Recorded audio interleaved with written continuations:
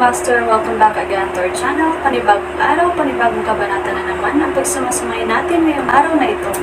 At kung bago ka sa ating channel, pag-click ang subscribe button and hit the notification bell para updated kayo sa ating mga susunod na videos. So mga Master, bago natin simulan ang ating kabanata ngayong araw na ito, huwag po sana natin skip yung ads mga Master, no, dahil malaking bagay na po yan sa ating munting channel. So simulan na natin kabanata ngayong araw na ito. Let's go! Kabanata 7477, 7500. Kabanata 7477 nagsalubong ang kilay ni Yanni. Yusef and Jacopo will do, right. Hindi rin sila ang tamang tao. Umiling si James. Ang kanilang mga tauhan ay halos nasa 7th Zaclan rank. Maaaring masira ang reputasyon ng Jade Mora Empire kung magpapadala tayo ng mga tauhan ng Declan rank para labanan sila. Bumangon si Yanni. Ano ang gagawin natin? Tatayo ba tayo at hahayaan silang pumatay? Hindi natin sila hahayaang gawin iyon, syempre. Nagmaterial si Jacopo malapit sa kanila at mahinahong sinabi, walang paraan na hahayaan natin ang isang taong tulad niya na madungisan ang imperyo ng Jade Mora. Reputasyon. Itinaas niya ang kanyang kamay at nagpadala ng bola ng murderous energy sa masa ng Hongroom aura na inilabas ni Thea kanina. Makalipas ang ilang segundo, hinayla palabas si Jaime mula sa misa ng Hongroom aura. Jacopo, muntik na akong masuffocate dyan. Tumigil ka. Hayaan mo muna akong magsalita. Pinaikit ni Jacopo ang kanyang mga mata. May misyon ako para sa iyo. Paksain ang mga masasamang tao sa entablado at dalhin sa akin ang ulo ni Zered. Inangat ni Jaime ang kanyang ulo. Sino si Zered? Patayin mo na lang ang lalaking mas madalas magdaldal mamaya. Sumingit si James, gayunpaman, ilaan ang ilan sa kanila dahil kailangan nating hayaan silang magpatuloy sa susunod na round. Natigilan si Jaime. What's wrong? Natatakot ka ba ngayon? Tiningnan siya ni Jacopo sa mata. Magagawa mong kumpletuhin ang gawain kung nakuha mo ang Marcy Ice Token gamit ang iyong sariling mga kakayahan. Itinuwid ni Jaime ang kanyang likod at mariing sinabi, huwag kang mag-alala, Jacopo. Tatapusin ko ang misyon. Tumugon si Jacopo, kung mabaigaw ka, dadalhin kita sa ikalimang antas ng Forlatland at sanayin ka mismo para sa hindi bababa sa 5 Enterpop. Napaatras si Jaime. Kailangan ba talaga yan, Jacopo? Sapat na sa chit-chat. Sabi ni Jacopo, go now. Huminga ng malalim si Jaime at nag-thumbs up. Nang maglalakad na sana siya, hinawakan ni Thea ang braso niya at pinigilan siya. Gawin mo ang lahat mamaya, anak. Huwag mag-alala. Palihim niyang ipinadala ang kaunting Hongroom aura sa palad ni Jaime. Sa isang iglap, naramdaman ni Jaime ang kanyang determinasyon at espiritu na lumaban sa loob niya. Tumanggaw siya kay Thea. Dalhin mo ito. Gumawa si James ng isang makintab na espada sa harap ni Jaime. Gusto kong makita kung maaari mong gamitin ang matuwid na aura tulad ng iyong lolo. Halatang gulat na gulat si Jaime. Mister, kilala mo ba ang lolo ko? Ilang beses ko na siyang nakilala. Ngumiti ng mahina si James. Pumunta ka na, binata. Hindi mo lang ito ginagawa para sa sarili mo, kundi para din sa pamilya mo, Skynet, at sa Jade Mora Empire. Napasulyap si Jaime sa mga tao sa paligid niya. Pagkatapos, hinawakan niya ang hawakan ng espada at bumaril sa formation ng audience. Ang bata ay dapat magkaroon ng kung ano ang kinakailangan upang gawin ito, tama ba? Humugat ng mahabang hininga si Yanni. May talent at potential siya. Ang natitira ay isang pagkakataon para sa kanya na paunlarin ang mga ito. Actually, meron tayong other options komento ni Jacopo, sa kakayahan ni Jaime, kaya pa niyang makipaglaban sa Xerxo Declan rank cultivators. Dapat wala siyang problema sa pag-aalaga sa mga hamak na ito. Gayunpaman, si Zered ay isang Declan Mahayana rank cultivator. Nagpatuloy si Thea, natatakot akong wala si Jaime kung ano ang kinakailangan upang maputol ang ulo ni Zered. Saglit na napatingin si Jacopo kay James. Tapos, bumaling ang tingin niya kay Thea. May gusto siyang sabihin pero hindi niya mahanap ang tamang salita. Sa huli, tumahimik si Jacopo. The Almighty Dragon General Chapter 7478, napagtanto ba ni Jacopo na tayo ito? Noon lang natanggap ni James ang voice transmission ni Thea. Sa paghuhusga mula sa kanyang mga ekspresyon, malamang na napansin niya ang isang bagay ngunit nagdududa pa rin. Humalaklak si James habang ipinadala ang kanyang boses. "He can see he's calmer and more sensible ngayon. Habang tumatagal siya ay nananatiling tahimik tungkol dito, mas kailangan nating pagsikapan na itago ang ating mga pagkakakilanlan. Para rin ito sa ikabubuti niya." Inilibot ni Thea ang kanyang mga mata. Bilang isang ina, napakasakit para kay Thea na tumayo sa harap ng kanyang anak, na matagal na niyang hindi nakikita, at magpanggap na isang estranghero. Inakala niya na kahit sinong ina ay mararamdaman din niya. Kasabay nito, naunawaan ni Thea na pumunta sila ni James dito hindi lang para subukan ang kakayahan ng kanilang mga kaibigan. Higit sa lahat, nilalayon nilang alisin ang soremsiya ni Waitara at ang kanyang mga katulong para maiwasan ang Lear Tribulation. Ang kanilang ginagawa ay lubhang mapanganib. Hindi nila maaaring ipagsapalaran na masangkot ang kanilang mga anak at ilagay ang kanilang buhay sa panganib. Samantala, isang madyugaw at nakakakilabot na tanawin ang makikita sa loob ng isang transparent formation sa malapit. Habang sunod-sunod na umakyat sa entablado ng liwanag ang maraming natatanging magsasaka, walang awa na pinatay ng mga disipulo ni Zered ang lahat ng sumunod sa kanila. Gayunpaman, ang bilang ng mga magsasaka na nagmamadaling umakyat sa entablado ay hindi nabawasan. Ang mga lalaking ito ay tila determinado na pabagsakin ang mga tauhan ni Zered anuman ang mangyari. Sa puntong iyon, ang inalagaan nila ay hindi ang worth selection. Ang mga magsasaka na ito ay nakikipaglaban upang protektahan ang pagmamalaki nila sa kanilang mga tao, ang Jade Mora Empire, at ang mga bagay na kanilang pinaniniwalaan. Sa isang sulok ng entablado, hinaplos ni Zered ang kanyang balbas at tumawa ng masama. Sa lahat ng mga pagpatay na ito, naramdaman niyang sa wakas ay nakaganti na siya kay James sa lahat ng kahihiyan na dinanas niya. Ang kilig at kasiyahang dumarami sa kanya ay nagparamdam sa kanya na matapang at hindi magagapi. Sa kabilang banda, pinalibutan ng mga disipulo ni Zered ang isang bagong pangkat ng mga magsasaka sa entablado. Biglang lumipad mula sa malayo ang isang bear of swordlight na nabuo mula sa Bonewar Light. Swoosh! Swoosh! Swoosh! Swoosh! Habang mabilis na lumipad ang liwanag ng espada sa paligid nila, nanlaki ang mga mata ng mga tauhan ni Zered sa gulat nang mapagtanto nilang hindi sila makagalaw.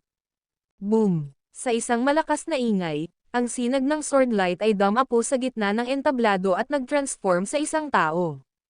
Si Jaime iyon. Sandaling natahimik ang mga kalahok sa entablado at ang mga manonood ay naghahabol ng hininga. Maging si Zered ay tumigil sa pagtawa.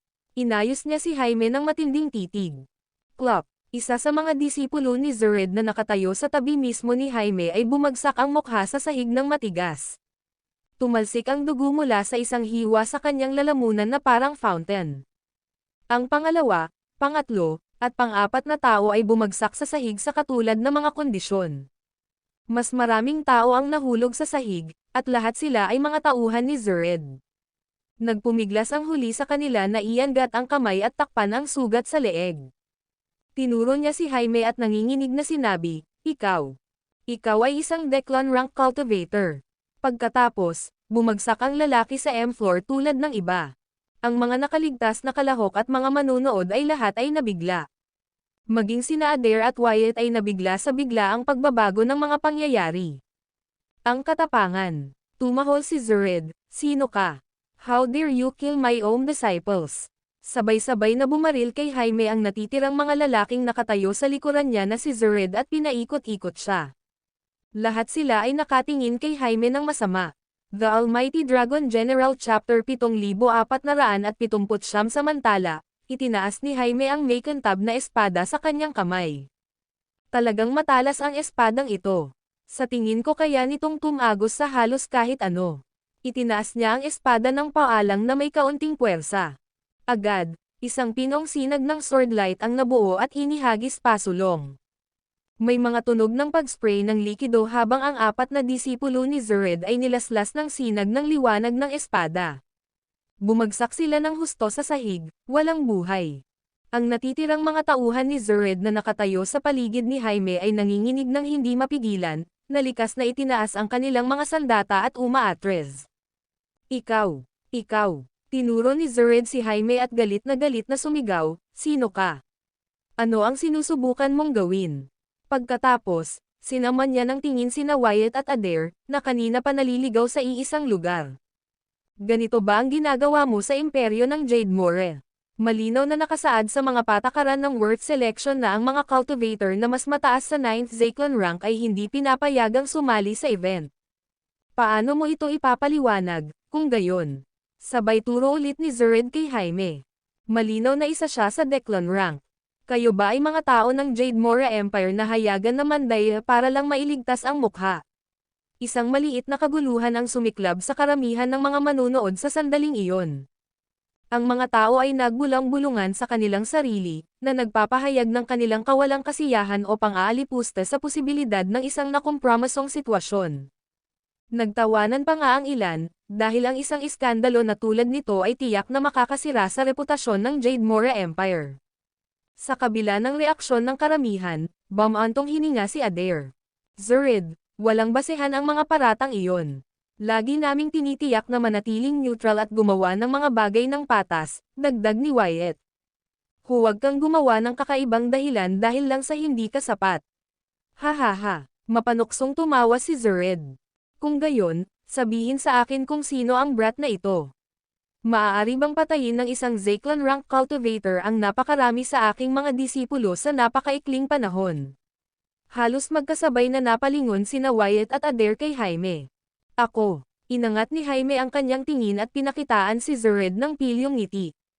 "Fine. Bibigyan kita ng basic na pagpapakilala sa sarili ko ngayon." Nagalit si Zered. "Ikaw bastos na bastard. How dare you? My name is Jaime Sadler." Nagtaas ng boses si Jaime. "Ako ay kabilang sa pamilyang Sadler mula sa Skynet. Ang aking pangalan ay nagmula sa marangal na si James Caden at nagtataglay ng kahulugan ng paghahangad ng hustisya." Nanlaki ang mga mata ni Zered, at namula ang mukha niya. Si T ay ipinanganak sa dakilang lupang pangkasaysayan. Ang Mortal Emperor, si James Caden, ay ang aking tiyuhin. Ang Mortal Empress, si Thea Callahan, ay aking tiyahin. Ang aking lolo ay si Egor Sadler ng Skynet, at ang aking lola ay si Herodias Thrud, anak ni Terta Thrud. Ang aking ama, si Truett Sadler, ay ang Grand Steward ng Jade Mora Empire. Para sa aking ina, si Zitlali Blair, siya ang Talron Warking ng Jade Mora Empire. Inayos ni Jaime si Zered gamit ang isang matalim na titig. "Subukan mo akong tawaging bastard minsan, at pagsisisihan mo ito ng husto." Ang iba ay nagulat nang malaman ang tungkol sa pagkakakilanlan at background din ni Jaime. Bawat isa sa mga taong binanggit niya ay sapat na para ipagmalaki ng isa ang pagkilala sa kanila bilang isang kakilala. Bukod dito, inihayag lamang ng binata ang mga detalyeng ito dahil pinilit siya ng kanyang kalaban. Ang iba ay hindi maiwasang humanga at purihin ang kanyang mga kakayahan at kabab ang loob. Samantala, si Zered ay tila labis na nababagabag, ang kanyang mukha ay lumukat. Wala siyang pakialam sa iniisip ni James, dahil nakita pa rin ni Zered si James bilang isa sa mga dating tagasunod ng Timaeus sect. Inilagay din niya sina Thea, Zitlali, at Truett sa parehong kategorya. Gayunpaman, sina Yegor at Herodias ng Skynet ay mga taong hindi kailanman nalampasan ni Zered, anuman ang kanyang ginawa. Noon pa man ay natatakot siya sa kanila. Hindi inakala ni Zered na makakasagabal siya sa isang balakid sa lalong madaling panahon pagkatapos na hamanin ang awtoridad ng Jade Rora Empire sa pamamagitan ng pagpapakita ng kanyang mga kapangyarihan at kakayahan. Kahit noong siya pa ang pinuno ng Timaeus sect, Mount Elixir M. Zered ay hindi kailanman maglalakas loob na saktan ang apo ni Yegor at Herodias sa anumang paraan. The Almighty Dragon General Chapter 7480. Habang pinapanood nila ang nangyayari sa entablado, ngumiti si James at ang iba pa at tumango bilang pagsang-ayon. Mas matalas ang dila ng bata kumpara sa tatay niya, ipinadala ni James ang boses kay Thea. "So, siya ang batang ipinanganak ni Zitlali sa Great Historial Land." Bulalas ni Thea. "Sobrang laki na niya. Isa na siyang magaling na binata ngayon. Bueno, mayroon kang mahalagang papel sa paggawa nito." Humalaklak si James. Siya ay katulad ng kanyang ama, at nakikita ko ang potensyal sa kanya. "Gusto mo bang kunin siya bilang iyong estudyante? O dapat ko bang gawin? Depende iyan kung pwede niyang putulin muna ang ulo ni Zered, sagot ni Thea sa pamamagitan ng voice transmission. Naghahanap pa rin ako ng kahalili upang matanggap ang aking homeroom aura. Tanong ni James, bakit hindi mo ito ituro sa aming mga anak? Si Zuriin at Lyle ang tanging homeroom children sa aming mga anak. Ngumuso si Thea. Naghahanap ako ng tamang tao. Natahimik si James sa sagot niya. Bakit mo kailangang sabihin sa kanya ang lahat ng iyon, binata? Malakas na sigaw ni Jacopo. Tapusin mo na lang siya. Ipinapakita niya sa lalaking iyon at sa lahat ng tao ang pambihirang mga magsasaka at talento na mayroon ka rito sa imperyo ng Jade Mora. Ipinulupot ni Yusef ang kanyang braso sa mga balikat ni Jacopo. Ngumisi siya. Maraming kawili-wiling tao ang makikita mo sa iba't ibang larangan. Ang batang lalaki at ang lalaking iyon, si Zered Maguire, ay parehong kawili-wiling mga kaluluwa. Sinalubong ni Jacopo ang mga tingin ni Yusef at ngumiti ng misteryoso. Samantala, itinaas ni Jaime ang kanyang kamay at itinutok ang espada kay Zered. Napahiya at pinatay mo ang napakarami nating namumuong magsasaka. Pagkatapos, inaakusahan mo ako ng paglabag sa mga patakaran ng word selection. Kung ganoon, maaari mo bang ipakita sa amin ang patunay ng aking panloloko? Bakit ikaw? Pangatwiran ni Zered, walang paraan na kayang patayin ng isang Zyklon rank cultivator ang napakaraming mga disipulo ko sa loob lang ng ilang segundo. Iyan ay nagpapakita lamang kung paano ang iyong mga disipulo ay pawang mga baguhan. Nagkibit balikat si Jaime. Alam ng buong Jade Mora Empire na ako ay nasa 8th Zyklon rank. Kailangan ko pa bang patunayan iyon sa iyo? Napangiwi si Zered. Ikaw, bago pa siya makatapos, biglang tumalikod si Jaime at itinutok ang espada sa mga disipulo ni Zered na nakatayo sa paligid niya. Bakit hindi ko kayo gamitin para patunayan ang sarili ko? Ang mga lalaking iyon ay lubos na natakot nang marinig ang mga salita ni Jaime.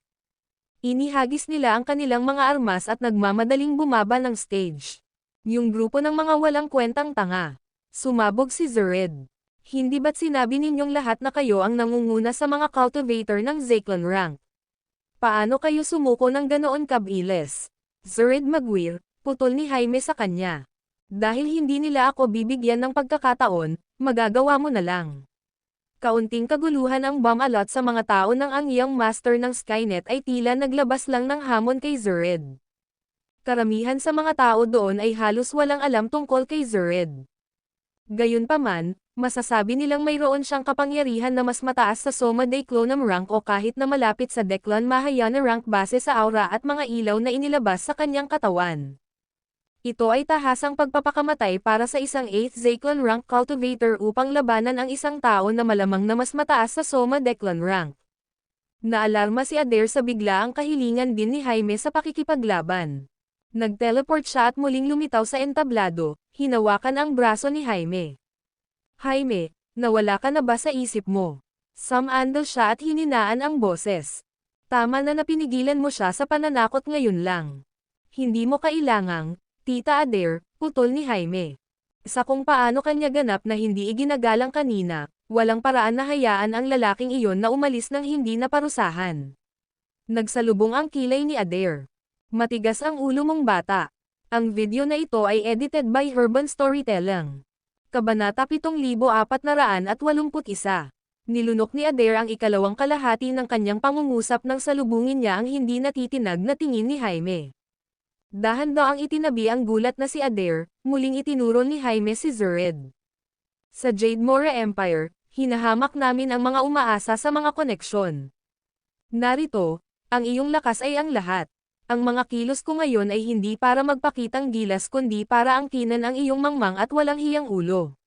Matapos gawin ang kanyang deklarasyon, tumalikod si Jaime at yumuko ng malalim kay Wyatt, na nakahover sa kawalan sa itaas nila. Pagkatapos ay lumuhad siya at sinabing, bilang nanalo sa word selection, may kahilingan. Sana ay pagbigyan mo ito, Dravon Working. Nagmamasid si Adair sa gulat. Ang kanyang puso ay bumilis na parang alam niya ang intensyon ni Jaime. Si Wyatt, na nagmamasid mula sa kawalan, bahagyang kumunot ang noo. Ang nagwagi sa word selection ng bawat mundo ay may karapatang gumawa ng isang espesyal na kahilingan. Gayunpaman, Dapat itong suportahan ng isang tanda, hindi lamang ng mga salita. Mabilis na ipinatawag ni Jaime ang Marcy Ice Token at itinapon ito sa kawalan. Sinalo ito ni Wyatt, pinagmasdan ito sandali, pagkatapos ay tumango at nagtanong, ano ang gusto mo? Tinuro ni Jaime si Zered. Nais kong hamanin siya at handa akong pumirma ng isang life and death contract. Isang sama-samang paghingal ang bumangon mula sa kapulungan, at nanlaki ang mga mata ng lahat sa gulat. Ang mga powerhouse mula sa Greater Realms ay mabilis na pinalibutan si Jaime, ang kanilang mga boses ay isang koro ng pag-aalala. Ang matandang iyon ay nasa Soma Declan rank man lang. Sigurado ka bang kakayanin mo ito? Huwag kang walang ingat. Isa ka na sa pinakamagaling sa amin. Aahon ka laban sa Declan rank. Pag-isipan mong mabuti. Hindi ito biro, Jaime. Nababaliw ka na ba, Jaime? Naniniwala ka ba talagang hindi ka magagapi? Nasa 8th Declan rank ka lang, Jaime. Ang pagkatalo sa isang dosina ng kanyang mga alagad ay isa ng malaking tagumpay at patunay ng iyong lakas. Kamangmangan na hamanin ang isang tao na mas mataas ang ranggo kaysa sa iyo. Sa kabila ng kanilang mga babala, nanatiling determinado si Jaime. Dahan-dahan niyang itinaas ang ulo at tumingin kay Wyatt sa kawalan. Mangyaring sumang-ayon sa aking kahilingan, Dravon Warking. Ang kanyang mga salita ay nilagyan ng hindi natitinag na determinasyon, na nagpatahimik sa kapulungan. Huminga ng malalim si Wyatt at sinabing, very well. Ikaw ay kabayanihan at matapang, na may espiritu na nagpapaalala sa akin kay James. Nilinggan niya si Zered at tinanong, tinatanggap mo ba ang hamon ng Young Master ng Skynet, mula sa Jade Mora Empire? Parang kulog na tinamaan ng tanong si Zered dahilan para manginig siya. Tanggapin mo. Tanggapin mo. Ang pagpupulong ay sumabog sa isang awit. Lalong lumakas ang kanilang mga iyak, naging isang tidal wave ng tunog. Napalunok si Zered, na nakaramdam ng biglaang takot. Lumibot ang kanyang mga mata sa paligid, at ang kanyang kumpiyansa ay nag-aalinlangan. Hindi siya makapag-ipon ng tugon, ang bigat ng challenge presine. Mabigat sa kanya. Ang video na ito ay edited by Urban Storytelling. Kabanata 7482. Ang boses ni Wyatt ay umalangaw mula sa kawalan. Ang Jade Mora Empire ay palaging iginagalang ang lakas. Dahil dumating ka sa aming teritoryo at gumawa ng matapang na mga pahayag, dapat mo kaming bawiin. Ang kanyang mga salita, na puno ng banta at puot, ay nagbigay ng matinding katahimikan sa kapulungan. Nagdilim ang mukha ni Zered habang dahan-daang kinuyam ang kanyang kamao. Siguradong hindi manloloko at hihigit sa akin ang Jade Mora Empire, di ba? Nakialam si Adair, hindi pa kailangan ng sitwasyon. Gayunpaman, hindi ko magagarantiya na hindi iyon mangyayari kung hindi mo tatanggapin ang hamon. Sa kanyang mga salita, 10,000 tropa mula sa Zirion Dragon Army ang sumugod at pinalibutan si Zered. Tumibok ang puso ni Zered sa takot ngunit itinago niya ito. Sa isang iglap, humarap siya kay Jaime at sinabing, sige, anak. Tatanggapin ko ang hamon mo. Gayunpaman, maging malinaw tayo. Dapat ay isang patas na laban. Ang buhay at kamatayan ay nakasalalay sa kapalaran. Dahil iminungkahi mo ito, hindi mo ako masisisi sa mga kahihinatnan. Tumayo si Jaime at sinenyasan si Zered. Galit na galit, umungal si Zered at walang babala. Ang biglaang pag-atake ay nagpapigil ng hininga sa mga nanonood, na dilat ang mata sa naganap na eksena. Habang papalapit ang kamay ni Zered, sumigaw si Adair, "Hi!" Gayunpaman, agad siyang pinigilan ni Wyatt. Biglang lumitaw ang isang sword light bago si Jaime at hinarangan ang pag-atake. Isang malakas na dagandong ang naganap habang si Jaime ay sumanib sa kanyang mahabang espada, na naging isang nagninangas na pulang sword light na puno ng matuwid na enerhiya. Kaagad pagkatapos, sinisingil niya si Zered. Puff! Ang sword light ay tumagos sa katawan ni Zered, na lumikha ng malaking nakanganga na sugat. Nang inig siya matapos umalis ang sword light sa kanyang katawan, ganap na nagyelo sa pagkabigla. Ang mga nanonood ay hindi rin makapaniwala sa kanilang mga mata. Isang galaw lang ang ginamit ni Jaime para saktan si Zered, isang powerhouse na nasa Soma Declan rank man lang. Ang kanyang lakas ay hindi maarap. Umalangaw-ngaw ang boses ni Jaime mula sa pulang sword light. Ang langit at lupa ay may matuwid na enerhiya. Maaari silang magkaroon ng iba't ibang anyo. Sa lupa, ito ay nagiging mga ilog at bundok. Sa kalangitan, ito ay nagiging araw, buwan, at mga bituin. Ang nagniningas na pulang sword light ay dumami, na naging 9 na espada at pagkatapos ay naging 81. Sa mga tao, ito ay tinatawag na katwiran. Kapag malinis at makatarungan ang budi ng isang tao, maaaring yakapin ng isa ang pagkakaisa at sumunod sa katarungan. Habang umaalingaw-ngaw ang kanyang mga salita, ang 81 nagniningas na pulang sword light ay lumundag patungo sa paralisadong si Zered. Sa isang malakas na dagandong, tumalikod si Zered at nagpakawala ng nakakasilaw, maraming kulay na liwanag mula sa kanyang katawan, na hamarang agad sa sword lights. Haha, kahanga-hanga, kabisado mo na ang matuwid na aura ni Yegor. Sayang naman ang cultivation rank mo. Mayroon kang magandang espada, dadalhin ko ito. Itinaas ni Zered ang kanyang kamay, at isang nakakatakot na aura ang pumaligid sa 81 sword lights. Agad na naramdaman ni Jamie ang matinding pressure, na pinupuno siya ng matinding pakiramdam ng nalalapit na kamatayan. Jamie, si Adair, desperado na tumulong, ay muling pinigilan ni Wyatt. Samantala, si Thea, na nanunood mula sa isang observation formation, ay nabalisa. Nang makikialam na siya, nakita niyang pinitik ni James ang mga daliri nito. Ang video na ito ay edited by Urban Storytelling. Kabanata 7483. Instantly, isang transparent na enerhiya ang direktang dumaloy patungo sa nangungunang espada sa gitna ng alon ng sword lights. Sa susunod na sandali, ang sword lights, na nakulong ng Waltraud power, ay nagsimulang umikot ng mabilis, na naglalabas ng hagong na tunog. Swoosh, swoosh, swoosh. Isang pagsabog ng sipol na ingay ang sumunod habang ang sword lights ay kumawala mula sa mga pagpigil ng Waltraud power.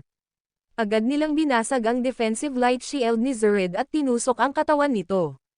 Boom! Sa isang malakas na putok, sumabog ang body shield ni Zered, at ang 81 nakakatakot na butas ng dugo ay lumitaw sa kanyang katawan sa isang iglap.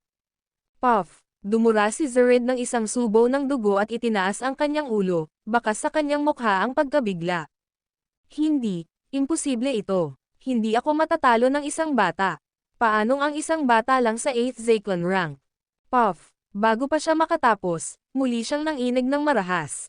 Sa kanyang likuran, lumitaw si Jaime, tinusok ang likod ng kanyang ulo gamit ang isang espada, ang dulo ay lumalabas sa kanyang lalamunan.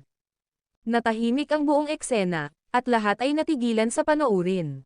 Hindi kinukonsinti ng Jade Mora Empire ang kahihiyan ng mga mahihinang tulad mo, umalangaw-ngaw ang boses ni Jaime habang binawi niya ang kanyang espada. Marahas na napakonvulse si Zered, at isang agos ng dugo ang bumulwak mula sa kanyang lalamunan. Ang kanyang katawan ay sumabog sa Waltraud power habang ang kanyang mga mag-aaral ay lumiit at ang kanyang mga pisngi ay namimilipit sa matinding paghihirap. Binasag ng kanyang nauutol na mga ungol ang katahimikan, na nagdulot ng kaguluhan sa mga tao. Paprotektahan ko ang ating imperyo, ang Panginoon Supremos, at ang Greater Realms. Sa isang malakas na deklarasyon, pinugutan ni Jaime ng ulo si Zered sa isang mabilis na galaw. Sumabog si Zered sa kawalan, ang mga fragment ng kanyang katawan ay lumilipad sa kalangitan kasabay ng kanyang pugot na ulo. Isang kakaibang liwanag ang lumabas mula sa observation formation kung saan nakatayo si James, nahuli ang pugot na ulo ni Zered at pinaalis ito. Kahit na ang mga nilalang ay nakatuon kay Jaime, si Wyatt, sa kawalan, ay nagbigay ng isang makabuluhang sulyap sa pagbuo ng pagmamasid kung saan matatagpuan si James at ang iba pa. Pagkatapos ng maikling katahimikan, ang buong Demon Region ay sumabog sa dumadagandong na tagay at hiyawan.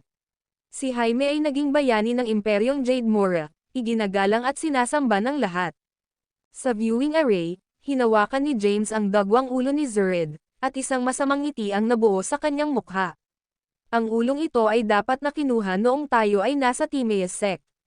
Hindi ko akalain na aabot ito ng ganito katagal bago siya tuluyang mapatay. Nang makita ang mga kilos ni James, nagtipon-tipon sina Thea, Yaretzi, at Yani.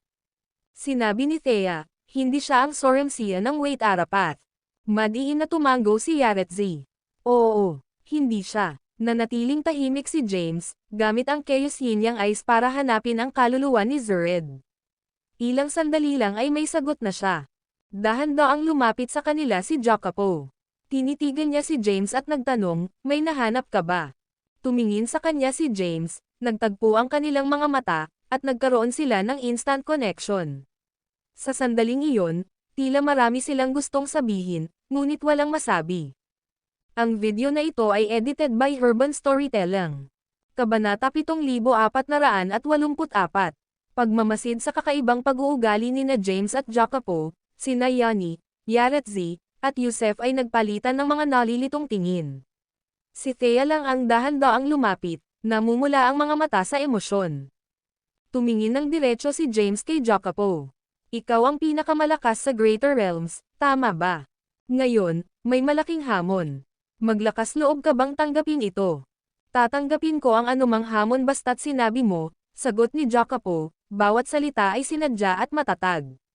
Biglang sumugod si Thea at sumigaw, no. You can't accept it. You're not allowed to accept it. Ang sobrang reaksyon niya ay naging dahilan ng pagkunot ng noo ni James at Jacopo. Sina Yaretzi, Yusef, at Yani ay nagpalitan ng hindi mapakali na mga tingin. Sinabi ni James, siya ay isang tao at dapat kumilos bilang isa sa halip na maging komportable sa kanyang titulo bilang pinakamalakas sa Greater Realms. Hindi ko siya papayagan. James interrupted, it's non-negotiable. We're the Cadence from the Jade Mora Empire. Ang mga nilalang ng mundo ay nagbibigay-pugay sa atin. This is not just respect and admiration, but also a responsibility and commitment. Habang nagsasalita, tumalim ang tingin ni James at bumagsak kay Jacopo. Bilang isang miyembro ng Cadence, dala namin ang mga inaasahan ng Greater Realms, na nangangahulugang dapat tayong maging determinado at mag-ambag dito. Nang marinig ito, agad na lumuhad si Jacopo at yumuko kay James. Gagawin ko ang aking mga tungkulin bilang isang miyembro ng Cadence. Tumango si James, ipinatong ang kanyang kamay sa ulo ni Jacopo at direktang inilipat sa kanyang isipan ang mahahalagang impormasyon. Nanlaki ang mga mata ni Jacopo habang hinihigop niya ang kaalaman, pagkatapos ay determinadong itinaas ang kanyang ulo. Tanong ni James, kailangan mo ba ng palem? Umiling si Jacopo at dahan-daang tumayo, sinalubong ng kanyang tingin ang punong-puno ng luha sa mga mata ni Thea. Ang pag-ibig mo ay parang mainit na araw sa buhay ko. Maaaring hindi kita mabayaran, ngunit nagpapasalamat ako sa lahat. Lumuhad si Jacopo kay Thea, ilang beses na yumuko ng malalim. Pagkatapos, tumayo siya at naging light beam, nawala sa audience formation. Pinigilan niyang magpaalam, kahit na ang misyon ay maaaring humantong sa isang walang hanggang paghihiwalay sa pagitan nila. Mahaba at hindi tiyak ang paglalakbay sa unahan niya. Sa kabila niyon, siya ay may determinasyon ng hindi lumilingon, na hinimok ng paalala na siya ay miyembro ng Cadence. Yun lang ang alis niya. Napaatras si Thea at napahikbi sa kanyang mga kamay. Sumugod si Yaretzi para alalayan siya, ngunit bakas din sa mukha niya ang kalungkutan. Napakunot ang noo ni Yusef nang bumungad sa kanya ang realisasyon. Hindi. Teka, Jacopo, siya, ikaw. Emosyonal na sinabi ni Yani, mga magulang niya sila. Sa wakas ay nagkita na rin sila pagkatapos ng mahabang panahon ngunit napilitang maghiwalay muli. Pagkatapos magsalita, nilinggan niya si James at galit na sinabi, hindi ka ba masyadong malupit, James? James retorted, naging tatay ka na ba dati? Kung hindi, hindi mo maiintindihan ang mga kilos ko. Natahimik si Yani. Samantala, napakunot naman ang noo ni Yusef nang biglang may naalala. Sa formation bago sila ko.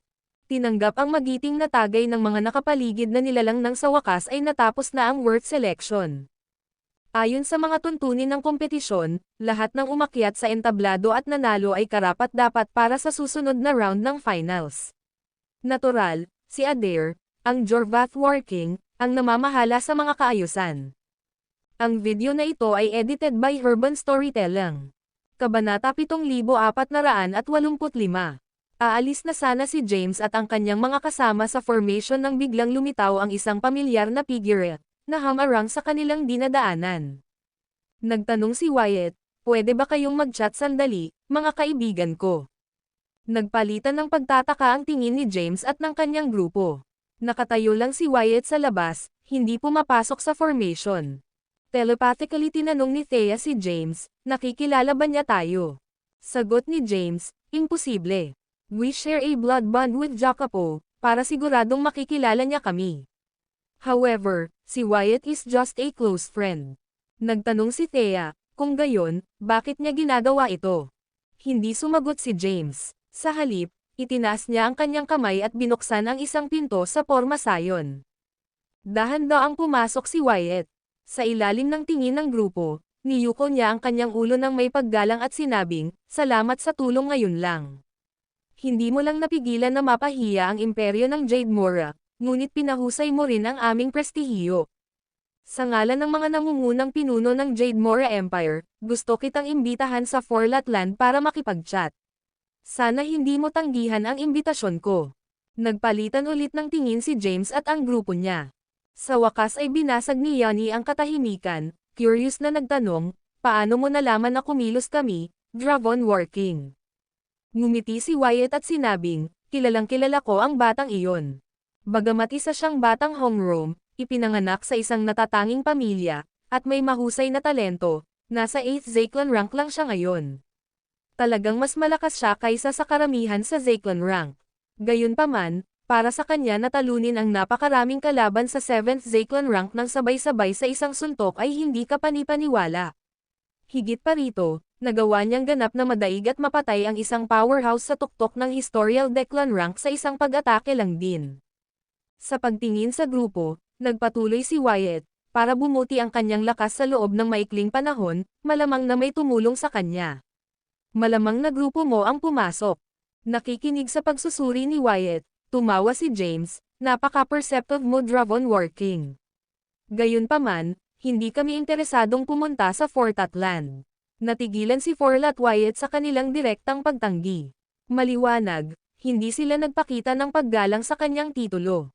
Sabi ni Yusef, pero gusto kong pumunta. Bago pa siya makatapos magsalita ay hinayla siya ni Yaretzi. Awkward na ngumiti si Wyatt at sinabing, dapat ay nakatago kayong lahat. Gusto kong humingi ng gabay tungkol sa mga gawain ng Jade Mora Empire at Greater Realms. Wala akong ibang intensyon. Biglang sumingit si Thea, hindi kami interesado sa Forlatland, pero curious kami sa Great Historical Land. Nagulat si Wyatt sa sinabi niya. Ito, nakangiting sabi ni James, hindi ka namin iistorbahin kung masyado kang magtanong. Hindi namin gustong gawing mahirap ang iba. Akmang aalis na ang grupo ni James, ikanaway ni Wyatt ang kanyang kamay. Pakihintay. Huminto si James at ang kanyang mga kasama. Sincere na sabi ni Wyatt, pwede ka bang magbigay? Ako minsan. Kailangan kong talakayin ito sa aking mga nakatatanda, ngunit ipinapangako kong patatawarin ka ng isang kasiya siyang sagot. Samantala, maaari kang manatili sa teritoryo ng Doom Race ng ilang sandali. Nang makita ang taos puso at umaasang tingin ni Wyatt, sinulyapan ni James sina Thea Yanni, Yaretzi, at Yusef. Ano sa tingin ninyo lahat? Tanong ni Thea, ano ang status ng Doom Race sa Jade Mora Empire? Ang video na ito ay edited by Herban Storytelling. Kabanata 7486. Wyatt natawa sa tanong niya. Mga mahal kong panauhin, hindi mo dapat alam ang tungkol sa istruktura ng imperyo ng Jade Mora. Hayaan mo akong maliwanagan ka. Nagpalitan ng tingin si James at ang iba, saka tumango bilang tugon. Bagaman ang imperyo ng Jade Mora ay itinatag ng Mortal Emperor, si James Cayden, hindi siya kasali sa pamamahala at ipinagkatiwala ito sa 6 na malapit na pinagkakatiwalaan. Aling 6 na pinagkakatiwalaan? Kumunat ang noo ni Yusef. Sumagot si Wyatt, ang kaliwa Grand Lord, Rebella. Ang kanan Grand Chancellor, Zaisha. Ang dakilang tagapagtanggol, Yancy. The Empire's Chancellor, Zizel, ang kaliwa. Grand Elder, Taran, at ang tamang Great Elder, Jurit. Si James, na binago ang kanyang hitsura, bahagyang pinaikit ang kanyang mga mata. Sa nakaraan, ang pamamahala ng Jade Mora Empire ay talagang sumunod sa tiyak na istruktura. Ang mga gawain ng imperyo ay kontrolado ng 6 na ito, kung saan si Rebella ang may huling say kapag hindi maabot ang isang kasunduan. Gayunpaman, tila ang pangunahing proseso ng paggawa ng desisyon ay sumailalim sa mga makabuluhang pagbabago. Sa ilalim ng patuloy na pagtatanong ni Thea, sa wakas ay ipinaliwanag ni Wyatt ang mga kamakailang pagbabago sa Greater Realms. Pagkatapos umalis ni James sa Greater Realms upang makipagsapalaran sa Zymergy, ang Solstice Alliance, na suportado ng imperyo ng Jade Mora at ilang malalaking sekta, ay nasira ng isang digmaan. Ang digmaang ito sa Greater Realms ay nagmula sa isang salungatan na pinasimulan ni Xanthocos laban sa Goyo sa 49 na langit. Sa Greater Realms, ang mga paksayon ay nahahati sa 3 grupo. Ang isa ay ang Path Guardian Alliance, na pinamumunuan ng 3 Path Envoys na ipinadala ng Goyo, kasama ang mga labi ng Timaeus Sect, Yakis Sect, at Javerai Sect. Ang pangalawang paksayon, ang Living Soul Alliance, ay pinangunahan ng 5 espesyal na envoy na ipinadala ni Xanthocos, na nagrally ng iba't ibang mananampalataya, sekta, at nakatagong kapangyarihan. Ang ikatlong pangkat ay ang Solstice Alliance, na pinamumunuan ng mga puwersa ni James. Sa una, ang Solstice Alliance ay hindi lumahok sa salungatan sa pagitan ng Path Guardian Alliance at ng Living South Alliance. Gayunpaman, habang umuunlad ang digmaan, mataas ang ranggo ng mga miyembro ng Solstice Alliance, kasama sina Truett, Rebella, at Zizel, na estratehiya upang maalis ang parehong puwersa ng Goyo at Xanthocos mula sa Greater Realms. Ang tagumpay na ito ay nagbigay daan sa Solstice Alliance na umakyat bilang mga tunay na pinuno ng Greater Realms. Gayunpaman, hindi angkop na mamuno sa ilalim ng bandila ng Solstice Alliance. Kaya naman, para patatagin ang kanilang pamumuno, binago nila ang kanilang sarili bilang Imperyong Jade Mora.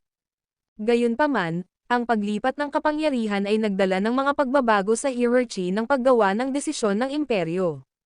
Sa 6 na pinuno na orihinal na hinirang ni James, si Jurit ay namatay sa labanan. Si Yancy, dahil sa kanyang biglaang pagtaas ng lakas, ay pumasok sa Great Historial Land at naging isang dakilang ninuno, at umatras mula sa direktang pamamahala. Sina Taran, Zaisha, at Adair ay malubhang nasugatan sa panahon ng digmaan at umatras sa kanilang mga posisyon.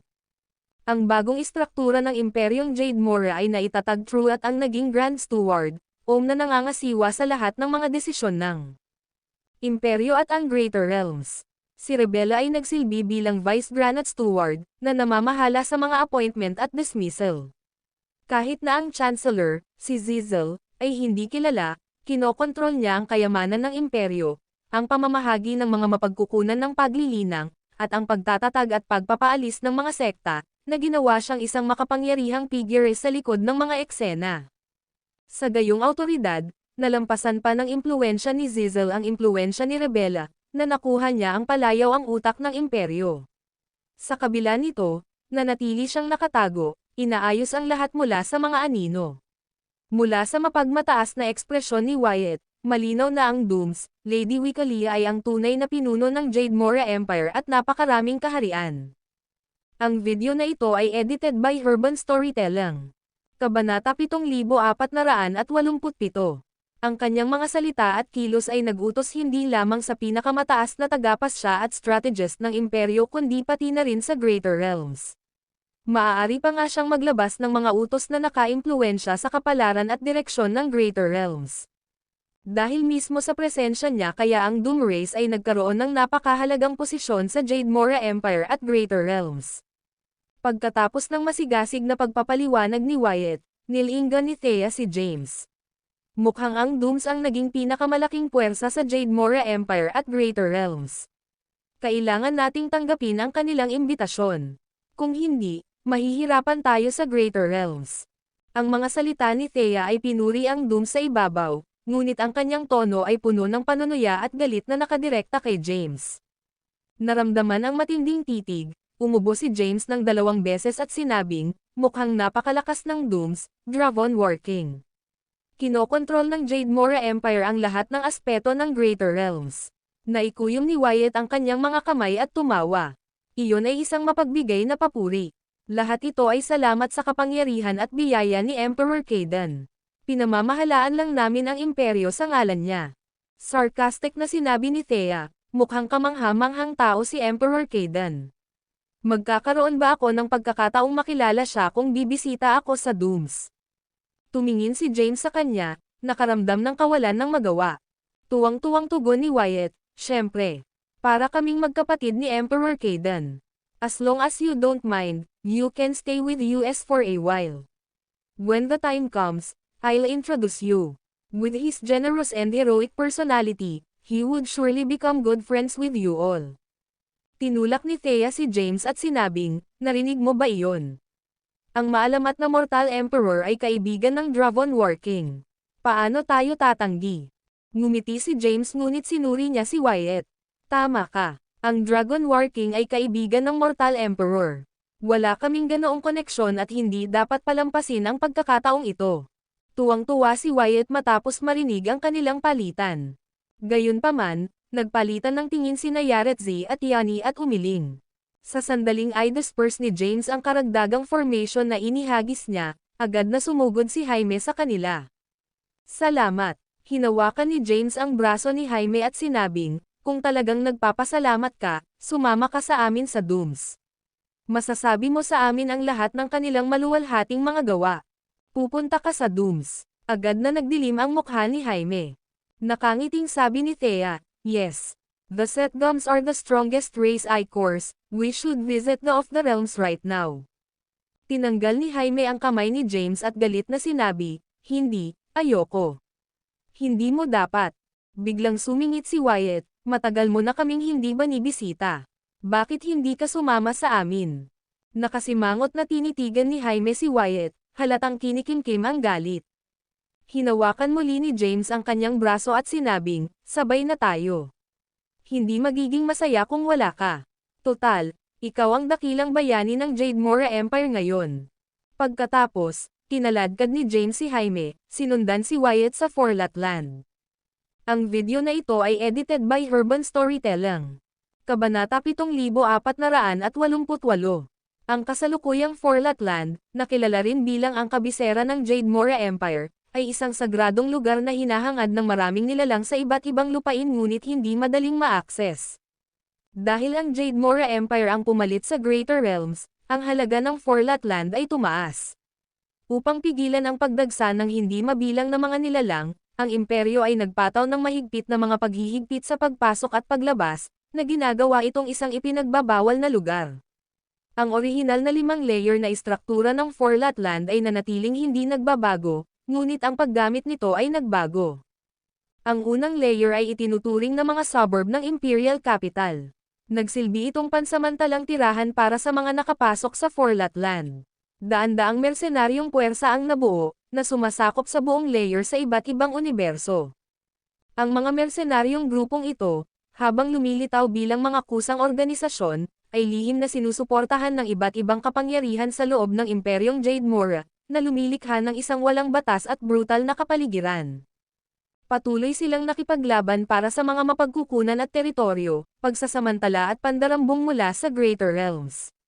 Sa kabila ng kaguluhan nito, marami pa rin ang nagnanais na makapasok sa unang layer, na naghahanap ng mga pagkakataon at pakikipagsapalaran na magagamit lamang sa loob ng Forlatland. Ang pangalawang layer, na kilala bilang ang panlabas na lungsod ng imperial na kabisera, ay lubos na naiiba mula sa una. Tanging ang mga may makabuluhang lakas, kahangahangang pakikipagsapalaran, malakas na background, o matinding swerte ang makaka-access sa pangalawang layer. Nag-alok ito ng masaganang mapagkukunan at pagkakataon sa pagtatanim, na naglalapit sa mga naninirahan dito sa sentro ng kapangyarihan ng Imperyong Jade Mora pati na rin sa Dooms, na makabuluhang pinapataas ang kanilang mga pagkakataong umakyat ng mas mataas sa hierarchy. Ang ikatlong layer ay ang core ng imperyo, tahanan ng ginintoang palasyo, na sumasagisag sa pinakamataas na awtoridad ng Jade Mora Empire at ang mga tirahan ng mga maimpluwensyang figure tulad ng Grand Steward, Vice Grand Steward, at ang 13 hari ng digmaan. Pinangunahan ni Wyatt si James at ang kanyang mga kasamang indiretso sa ika-4 na layer, na nilalampasan ang mataong aktibidad ng unang 3 layer. Habang nilalalakbay nila ang lugar na binabantayan ng husto, si James at ang iba pa ay nakaramdam ng pagkalito. Ang ika-4 na layer, na naalala ni James bilang isang panlabas na larangan ng digmaan na puno ng mga zombie, ay naging isang restricted at heavily guarded zone. Ang mataong aktibidad ng mga nakaraang layer ay wala.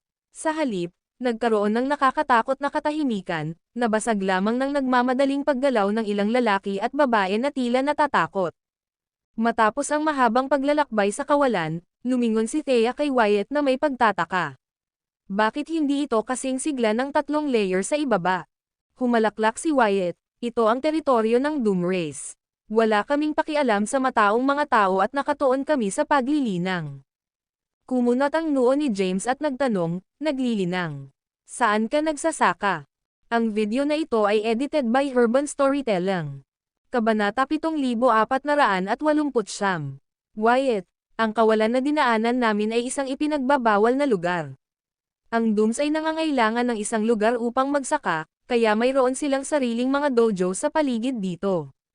Nag-aalinlangan na nagtanong si Yaretzi, nagtatanim lang ba sila?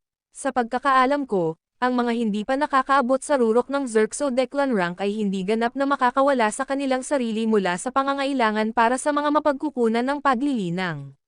Saan sila kumukuha ng mga elixir, halamang gamot, at mga kayamanan? Tumawa si Wyatt at umiling. Ms. Yaretzi, ang Dooms ay ang pinakamahuhusay na manlalaban sa Jademora Empire. Bawat isa ay isang mandirigma na handang makipagdigma para sa imperyo. Para sa mga maliliit na bagay tulad ng cultivation resources, armas, at kayamanan, hindi nila kailangang kunin ang mga ito. Naguguluhan na tanong ni Yusef, ano ang ibig mong sabihin? Ibinibigay ba sila ng iyong imperyo? Nang matapos siyang magsalita, sunod-sunod na hiyawan ang narinig nila mula sa ibaba ng kawalan. Napalingon si James at ang iba pa at nakita nila ang libu-libong magaganda at matikas na babae na hinihimok ng isang grupo ng mga gwardya ng Doom na may hawak na mga latigo. Sila ay binugbog sa isang madugong gulo, isang nakakatakot na tanawin. Pagkatapos ng ilang sandali ng pagkabigla, sumimangot si Yaretzi at nagtanong, ano ang nangyayari, Dragon War King? Nag-alinlangan si Wyatt. Ito, mahinahong sinabi ni Jaime, ano pa kaya iyon? Iyan ay mga alipin sa paglilinang na pinalaki nila upang ipadala sa mga malalaking pamilya at mga sekta upang mapahiya. Pinandilatan ni Wyatt si Jaime at galit na sinabi, huwag mo kaming siran, Jaime.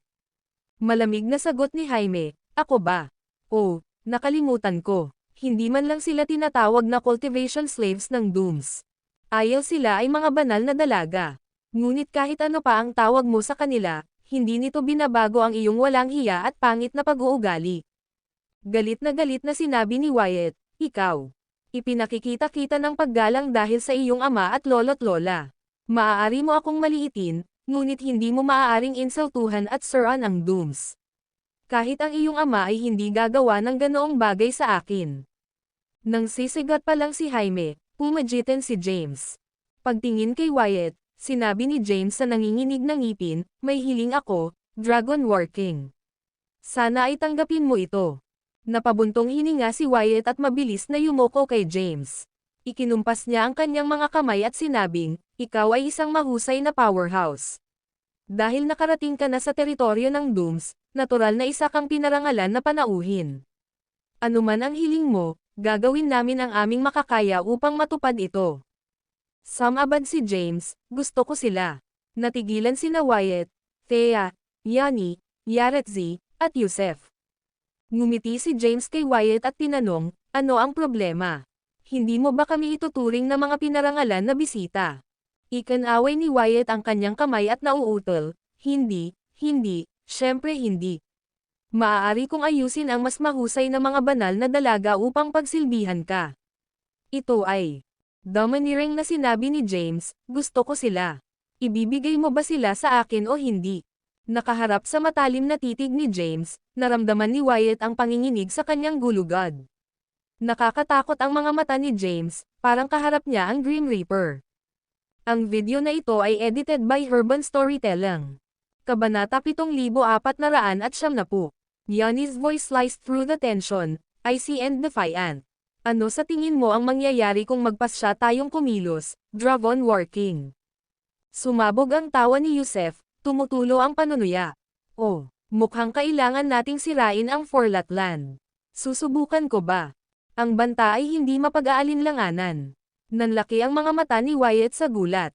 Matapos ang isang maikling paghinto, kumilos siya, direktang dumaong sa harap ng grupo ng mga banal na dalaga at hamarang sa kanilang dinadaanan. Bumaba si James at ang iba pa mula sa kawalan, lumilitaw sa likod ni Wyatt. Sino ang nang-ahas na hamarang sa landas ng ating mga banal na dalaga? May death wish ka ba? Isang kahanga-hangang nasa katanghaliang gulang na lalaki, na nakasuot ng masiglang baluti, ang bumusina habang siya ay lumabas mula sa grupo ng mga gwardya. Nang makita si Wyatt, ang kilos ng lalaki ay napalitan ng mapang-uyam na libangan. Oh, tingnan mo kung sino ito. Ito ang walang kinikilingan na Dragon War King, ang tinatawag na haligi ng imperyo. Nagdilim ang mukha ni Wyatt. Saan nanggaling ang mga babaeng ito, Mag-insa? Tumingin sa kanya si Mag-insa Dozali at walang pakialam na sumagot, mga bilanggo ng digmaan ito.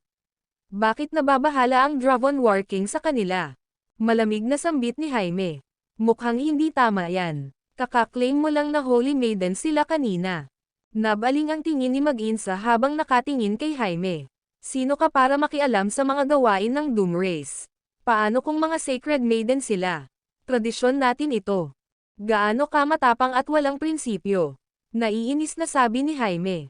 Pagkatapos, bumaling siya kay Wyatt at idinagdag, hindi ba alam ng Dooms na ang imperyo ay naglabas ng isang utos na nagbabawal sa anumang lahi, mundo, o sekta na puwersahang kunin at pagsasamantalahan ang mga babae? Ang mga lumalabag ay mahaharap sa matinding parusa na galit si Wyatt. Hinawakan niya si Mag-insa sa leeg at hiniling, ipaliwanag mo ang iyong sarili. Kung manggahas kang sirain ang reputasyon ng Dooms, sisiguraduhin kong pagsisihan mo ito. Namula ang mukha ni Mag-insa habang nabulunan, Wyatt, this is beyond your control. You have no authority here. Galit na galit, hinigpitan ni Wyatt ang kanyang kapit, iniangat si Mag-insa sa lupa. Pinagtiisan ko ang iyong kawalang galang alang-alang sa dakilang elder. Ngunit kung patuloy mong sisirain ang pangalan ng Dooms, hindi ako magpapakita ng awa. Nagpumiglas si Mag-insa, sumisigaw, bakit hindi mo tanungin si Haluth tungkol dito, Wyatt? I'm only following orders. Natigilan si Wyatt sa pagbanggit kay Haluth, isang panginginig na dumadaloy sa kanyang katawan. Pinagmasdan ni James na may singkit na mga mata, napagtanto na ang panloob na pakikibaka ng kapangyarihan sa loob ng Dooms ay mas komplikado kaysa sa naisip niya. Maging si Wyatt, na may makabuluhang katayuan, ay walang awtoridad sa loob ng kanyang sariling lahi. Pagkaraan ng ilang sandali, binitawan ni Wyatt si Mag-insa at ikinuyom ang kanyang mga kamao. Biglang lumabas ang nakakatakot na aura mula sa kanyang katawan, na naging sanhi ng malakas na hangin na umihip sa paligid at nagtipon ang mga madilim na ulap. Dahil sa mapang-ipang puwersa, namutla at namimilipit sa sakit si Mag-insa, ang kanyang mga bantay, at ang grupo ng mga banal na dalaga. Ang video na ito ay edited by Urban Storytelling. Kabanata 7471.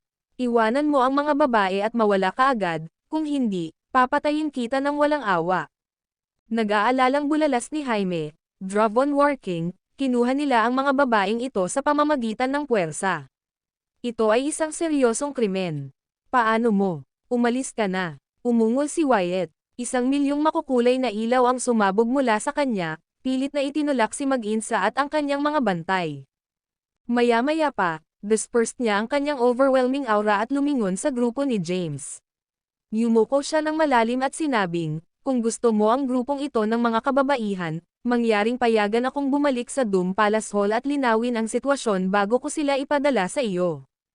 Lumingon sa kanya ang mga kasama ni James, naghihintay sa kanyang desisyon. Matapos tingnan ang nagulat na grupo ng mga babae, itinaas ni James ang kanyang daliri at itinuro ang pinakamaganda, na nakasuot ng puting roba. Sasama siya sa amin. Maaari mong ibalik ang natitira at ayusin ang mga bagay-bagay. Napatingin si Wyatt sa babaeng pinili ni James na may pagtataka. Samantala, nagpalitan ng tingin sina Thea, Yaretzi, Yani, at Yusef. Come here, utos ni Wyatt at hinayla ang babae palabas ng grupo. Sa pagtataka ng lahat, lumuhad kaagad ang babae sa harap ni James at sa iba pa. Bagaman ang bagong dinastiyang Sharzad ay itinatag kamakailan, palagi kaming tapat sa imperyo ng Jade Mora.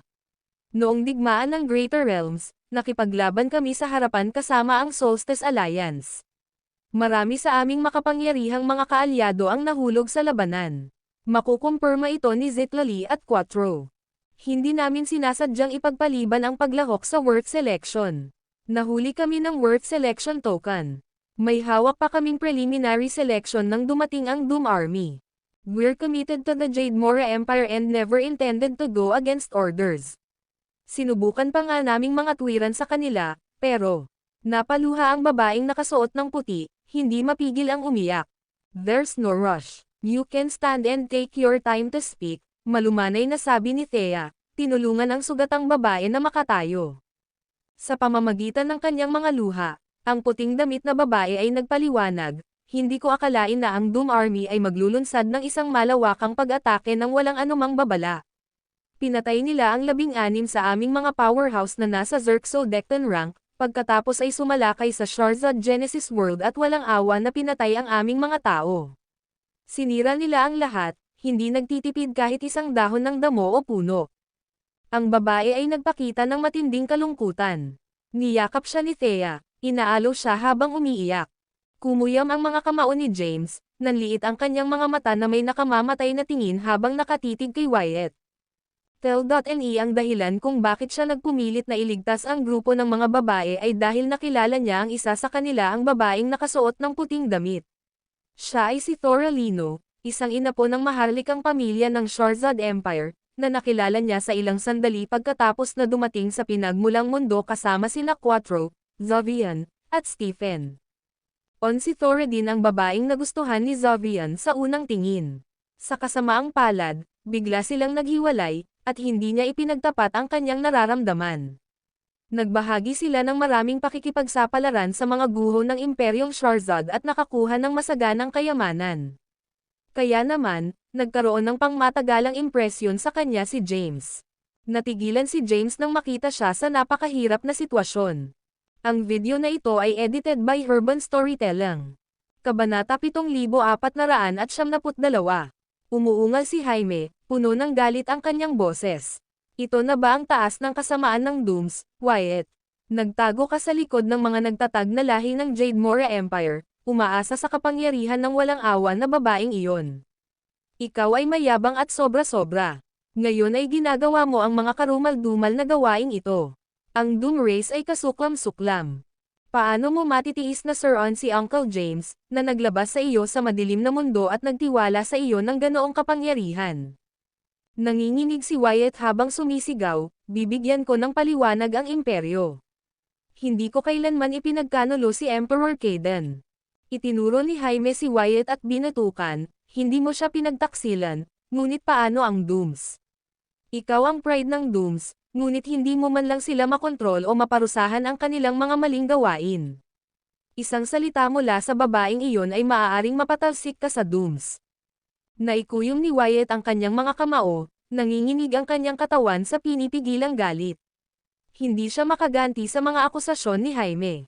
Sa mga naruroon, ang Young Master ni Skye ay marahil ang pangalawang tao na pinakapamilyar sa operasyon ng Dooms. Si Jaime, bagaman madalas na nakikita bilang isang playboy, ay higit na makapangyarihan at matalino kaysa sa kanyang ama, si Truett. Ang kanyang lakas at talento ay nakaagaw maging ang maalamat na Emperor Caden. Pagkaraan ng ilang sandali ng pag-aalinlangan, ibinaling ni Jaime ang kanyang atensyon kay Thora, na inaaliw ni Thea. Hininaan niya ang kanyang boses at sinabing, hindi ka makakahanap ng hustisya dito, Miss. Ang lugar na ito ay nababalot sa katiwalian at kawalan ng katarungan. Dadalhin kita sa mga nakatataas sa ating imperyo para tugunan ang mga isyo ng bagong dinastiyang Sharzad. Ipapakilala kita sa Grand Steward, Truett, at Vice Grand Steward, Rebella. Kung hindi man sila makapagbigay ng hustisya, dadalhin kita sa dakilang lupang pangkasaysayan at hihingi ng interbensyon mula sa mga dakilang ninuno. Galit na pinandilatan ni Jaime si Wyatt. Tumanggi akong maniwala na ang imperyo ng Jade Mora, na itinatag ni Uncle James, ay magpaparaya sa gayong kalupitan. I doubt na kumpleto na ang Dooms. Kontrol sa imperyo. Kahit na may kaunting impluwensya ang masamang babae na iyon at nagawa niyang kumbansihin ang ating mga dakilang ninuno, maaari pa rin kitang dalhin sa Zymergy at humingi ng hustisya mula kina Anele James at Auntie Thea. Pahalagahan nila ang pagkakapantay-pantay at katarungan higit sa lahat. Nakipaglaban sila hanggang sa Zymergy upang maghanap ng katarungan para sa mga nilalang ng Greater Realms. Si James, na sa simula ay puno ng galit, nadama. Nakaramdam siya ng ginhawa sa matuwid na mga salita ni Jaime. Bagamat alam na maraming hindi alam sa loob ng Jade Mora Empire at mga taong hindi malinaw ang katapatan, gumaan ang loob niya sa pangako ni Jaime sa hustisya. Gaya ng inaasahan mula sa apo ni Yegor at Herodias at anak ni Truett at Zitlali, ang kanyang pagkakakilanlan bilang isang Hongrim child ay hindi nawalan ng kabuluhan. Namana niya ang mga birtod ng kanyang pamilya at hindi pinahintulutan ang kasamaan. Huminga ng malalim si Wyatt at sinabing, "You don't have to be so harsh, Jaime. Payagan akong mag-imbestiga bago magdesisyon. Maaari mong pagdudahan ang Dooms ngunit dapat man lang ay magkaroon ng kaunting pananampalataya sa akin, di ba?" Tiningnan siya ni Jaime ng walang pag-aalinlangan at sinabing, "May tiwala ako sa iyo, ngunit sa palagay ko ay wala kang kapangyarihang lutesin ang isyo." Ang video na ito ay edited by Urban Storytelling. Kabanata 7473. Sigaw ni Wyatt, ang kanyang mga mata ay namumula sa emosyon. "Babayaran ko ang aking buhay kung hindi ko malutas ang bagay na ito." Kumunot ang noo ni Jaime, pinag-iisipan ang bigat ng mga salita ni Wyatt. Samantala, si James at ang iba ay nagpalitan ng natatarantang mga tingin. "Mr. Jaime, since the Dragon War King has vowed with his life, let's give him a chance," malamig na sabi ni Thea, yamakap kay Thora. Ngunit minsan lang ito. Kung hindi siya makapagbigay ng kasiya siyang paliwanag, ang Dooms ay wala ng lugar sa Jade Mora Empire. Ang kanyang mga salita ay pinaghalo ng malakas, mamamatay tao na layunin, na ginagawang malinaw ang kanyang posisyon. Kung mabaigaw si Wyatt, titiyakin niya ang pagkawasak ng Dooms. Galit na galit si Thea. Bagaman hindi siya lumahok sa paglikha ng Imperyong Jade Mora, itinatag ito ng kanyang asawa. Hindi niya matitiis ang sinumang kontrabida na sumisira sa reputasyon nito. Ngumisi si Yusef, "Ibilang mo ako. Nagiging kawili-wili ang Greater Realms, ngunit hindi natin maaaring hayaang mabulok ang interes na iyon." Makahulugang sulyap ni Yanni kay James at mariing sinabing, "Ako rin." Ang Jade Mora Empire ang namumuno sa Greater Realms. Kung ito ay magiging corrupt, ang Mortal Emperor ay magagalit, at isang massacre ang kasunod. Mahinahong sinabi ni Yaretzi, sa katunayan. Ang Greater Realms ay nahirapan na dahil sa panunupil ni Zymergy. Kung ito ay magiging puno ng pambubuli at pagsasamantala, walang paraan para mabuhay ang mga naninirahan dito. Malamig na sinabi ni James, "Mayroon kang isang pagkakataon, ang hindi pagbibigay ng kasiya siyang resolusyon ay magreresulta hindi lamang sa pagkawasak ng Dooms kundi pati na rin sa pagbagsak ng Jade Mora Empire." Nanginginig si Wyatt, nakaramdam ng matinding pressure at matinding takot. Hindi niya alam ang aktwal na lakas ng grupo, kaya magalang siya sa kanila, alam na hindi sila dapat pabayaan. Ngayon na sila ay nakikisali, maaari itong mag-spell. Sako na para sa kanilang buong lahi. Tinitigan ni Jaime si Wyatt at sinabing, "Sige. Dahil nagsalita na ang grupong ito ng mga nakatatanda, magtitiwala kami sa iyo ngayon, Uncle Wyatt." Pumikit si Wyatt at huminga ng malalim. Ikinumpas niya ang kanyang kamay, at ang grupo ng mga kababaihan ay dinala sa isang ligtas na lugar. Dahan-daang hinayla ni Thea si Thora. Pinunasan ang kanyang mga luha, at inaliw siya. "Mahina, huwag kang mag-alala, makakamit namin ang hustisya para sa iyo. Kung totoo ang sinasabi mo, ang mga responsable ay haharap sa matinding kahihinatnan." Si Thora, humihikbi, lumuhad at yumuko kay Thea, James, at sa iba pa, na nagpapahayag ng kanyang pasasalamat. Biglang nagtanong si James, "Paano mo planong lutesin ang bagay na ito, Dragon War King?" Binuksan ni Wyatt ang kanyang mga mata at determinadong sinabi, "Papasok ako sa Doom Palace Hall, hampasin ang Chaos Bell, at tatawagan ang ating matataas na opisyal para sa paliwanag." Dahil doon, humakbang siya sa himpapawid at sumugod patungo sa pinakamataas na palasyo sa unahan. Si James at ang iba pa, kasama si Thora, ay sumunod na malapit. Ang video na ito ay edited by Urban Storytelling. Kabanata 7474. Dong, dong, dong. Sa ika-4 na layer ng Forlatland, Ang sinaunang at mabigat na kampana sa Doom Palace Hall ay umalangaw-ngaw sa buong teritoryo ng Dooms. Ang mga matunog na tono nito ay nagpahinto sa lahat ng aktibidad, habang ang bawat miyembro ay huminto upang makinig. Ang kampana ay tumunog ng may ritmo, nagpatuloy ng 81 strike, ang matagal nitong tunog na umalangaw-ngaw sa lugar. Ang Chaos Bell ay ang pinakakatangi-tanging kayamanan ng Dooms, na mas prestihiyoso kaysa sa Chaos Sacred Lotus. Ang 6 na singsing ay nagpapahiwatig ng isang makabuluhang kaganapan sa loob ng angkan. 12 singsing ay nangangahulugan ng isang pagtitipon ng mga matataas na opisyal para sa panlabas na digmaan o pagkamatay ng isang elder. 24 na singsing ay nagpapahiwatig ng isang kritikal na sandali para sa angkan o pagkamatay ng isang dakilang elder. 49 na singsing ang nagpapahiwatig ng krisis o pagkamatay ng kanilang pinuno. Ngunit ang 81 singsing, ang maximum, ay hindi pa naganap mula noong umalis ang Dooms sa Dark World. Sa katunayan, ito ang unang pagkakataon mula noong kanilang pagkakatatag. Ang Dooms ay nagkakagulo, na may mga nilalang na tumatakbo at nagpapakalat ng balita. Ang pinagkasunduan ay ang krisis sa buhay at kamatayan lamang ang maaaring maggarantiya ng gayong pangyayari. Gayunpaman, sila ay naguguluhan dahil ang kanilang lahi ay tumataas sa katayuan at ang pinakamalakas sa loob ng Greater Realms. Kaya naman, kakaiba para sa kanila ang pagharap sa isang krisis. Habang nagkakagulo ang Dooms, pinangunahan ni Wyatt si James at ang kanyang mga kasama sa Holy Land ng Dooms, ang Doom Ancestral Palace. Si James, Thea, Yaretzi, at Yanni ay nakaupo sa kaliwang bahagi ng palasyo, kasama sina Yusef, Jaime, at Thora na nakatayo sa likuran nila. Hindi na umiyak si Thora bagkus ay mukhang sobrang kinakabahan. Nakatayo si Wyatt sa pinakamataas na plataporma ng pangunahing bulwagan, nakasuot ng makukulay na balabal at isang koro ng 25 tassel. Ang kanyang presensya ay kahanga-hanga, higit pa sa isang emperador. Ang kanyang mukha ay puno ng galit, ang kanyang mga kamay sa likod ng kanyang likod, at ang kanyang mga mata ay nakatuon sa pasukan ng bulwagan na may galit na titig. Thea communicated telepathically with James, parang napilitan siya sa isang sulok. Mahinahong sumagot si James, "I've never seen him so galit before." Tanong ni Thea, "Sobrang pressure mo ba siya?" Malamig na sinabi ni James, "Pressure. Kung hindi niya makontrol ang Dooms, hindi sila karapat-dapat na umiral." Tumingin si Thea kay James, nag-aalangan pang magsalita. Si Yanni at Yaretzi ay humigop ng kanilang tsaa, nagpapalitan ng tingin. Sa paglipas ng panahon, maraming matataas na miyembro ng Doom Race ang nagmamadaling pumasok sa bulwagan, nagbubulungan at mabilis na naglalakad. Nakatanggap ka na ba ng balita? Nahaharap ba tayo sa isang krisis? Wala akong narinig. Kami, lagnat, umuunlad ngayon. Kamakailan lamang, sinira natin ang bagong dinastiyang Shahrazad at nakamit ang isang mahusay na tagumpay. 81 beses tumunog ang Chaos Bell. Hindi pa ito nangyari noon. May mali, baka si Maxine na naman ang nagdudulot ng gulo.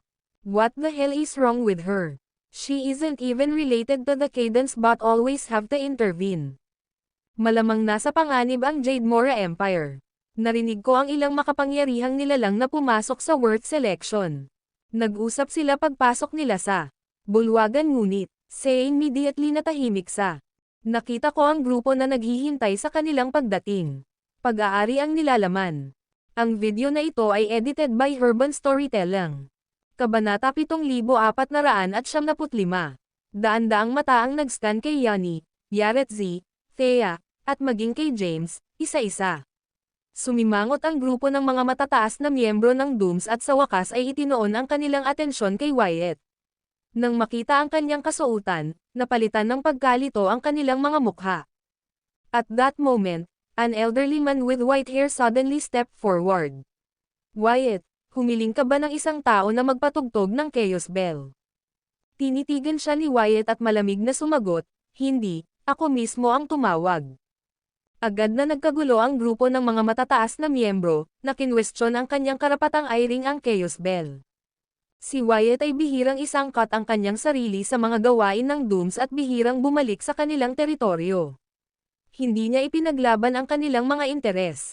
Dahil dito, Sa kanilang mga mata, siya ay isang walang utang na loob at walang pusong tao na nakalimutan ang kanyang pinagmulan. Maya-maya, tumingin ang matanda kay Wyatt na may mapang asar ng ngiti. Ano ang gusto mo, Wyatt? Mataimtim na sumagot si Wyatt, I'm calling for a Doom conference to correct the affairs our race. Tumawa ang matandang lalaki sa likod at tumawa ng malakas. Ang iba pang matataas na miyembro ay sumali, nalilito sa kanyang kapangahasan. Sumigaw ang isang nasa katanghaliang gulang na lalaki na nakasuot ng purple na damit, sino ka sa palagay mo, Wyatt? Ano ang nagbibigay sa iyo ng karapatang ituwid ang mga gawain ng ating lahi? Kasalukuyan kaming umuunlad at napakahusay. Ano ang kailangan namin sa iyo? Sumunod ang ilan pang tinig, na nagpapahayag ng kanilang galit. Nang makita silang naglalabas ng kanilang mga pangil at kuko, nilingan ni James si Thea at sinabing, masigla ito. Bahagyang tumanggaw si Thea. Mukhang walang awtoridad si Wyatt sa loob ng Dooms, at halos walang silbi ang kanyang mga salita. Kumunat ang noo ni James pero hindi sumagot. Mula sa kanyang nakaraang pag-unawa kay Wyatt, alam niya na siya ay isang taong may kakayahang makita ang mas malaking larawan at gumawa ng tamang aksyon. Logically, hindi siya dapat magkaroon ng ganoong masamang reputasyon sa loob ng Dooms. Dapat may dahilan sa likod ng kasalukuyang sitwasyon. Lumapit sa kanila si Jaime at nagpaliwanag, ang mabisyo na babaeng iyon ang may huling say sa Dooms ngayon. Matagal nang na-sideline si Wyatt. Tanong ni Thea, you keep mentioning a vicious woman. Sino ba talaga ang tinutukoy mo? Sumigaw si James, Zizzle. Kinagat ni Jaime ang kanyang mga ngipin at sinabing, mukhang kilala mo rin ang mabangis na babae na iyon. Tama ka, ito si Zizzle. Itinuturing niya ang kanyang sarili bilang mataas at makapangyarihang chancellor at nag-uutos sa loob ng imperyo. Siya ay mayabang at mapagmataas, at siya ang pinakamalaking haligi ng Dooms. Pinag-isipan ni James ang pananaw na ito ng may makabuluhang ekspresyon. Si Zizzle ay talagang isang napakadelikadong babae. Siya ay tuso, matalino, at madiskarte, at ang kanyang mga pamamaraan ay walang awa. Sa Greater Realms, kakaunti ang maaaring tumugma sa kanyang karunungan at madiskarteng kasanayan. Akala niya ay pipigilan niya ang sarili pagkatapos sumali sa kanya, ngunit hindi niya akalain na gagamitin niya ang kanyang mga top-level na kakayahan para sa kanyang kalamangan sa Jademora Empire. Tumingin si Wyatt sa magulong pulutong, galit na kumukulo sa loob niya.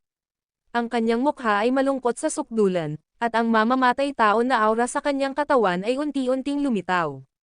Sumigaw ang matandang lalaki, kahit na miyembro ka ng Dooms, hindi ka kailanman nakipaglaban para sa aming mga interes sa Jademora Empire.